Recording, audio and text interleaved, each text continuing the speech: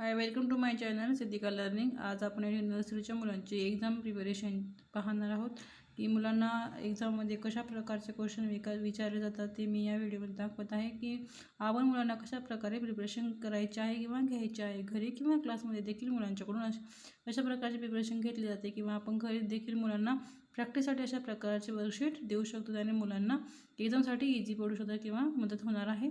तर first question आहे, circle करायचा आहे ऑड 1ला। तर मी इथं फर्स्ट लेटर लिहिलेली आहे, तर त्यामध्ये ऑड शोधायचा आहे आणि त्याला सर्कल करायचं आहे। तर PP R हा ऑड आहे, तर इथे Rला सर्कल करायचं आहे।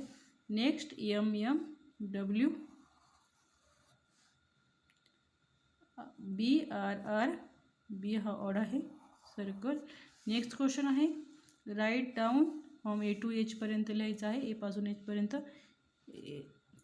AB C D E F G H।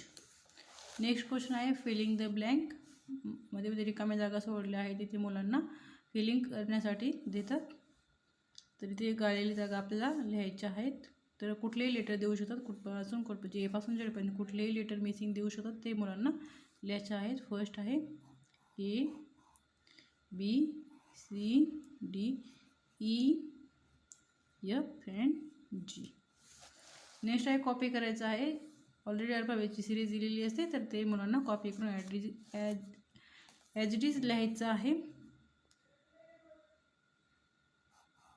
A B C D E F and G। Next आहे, मॅच करायचं आहे लेटरला। ए पासून जेडपर्यंत कुठले लेटर दिल्यानंतर मॅच करायचं आहे। फर्स्ट आहे आपला J K W and Z। Next 8 नंबरचा क्वेश्चन आहे, ऑब्जेक्टला मॅच करायचा।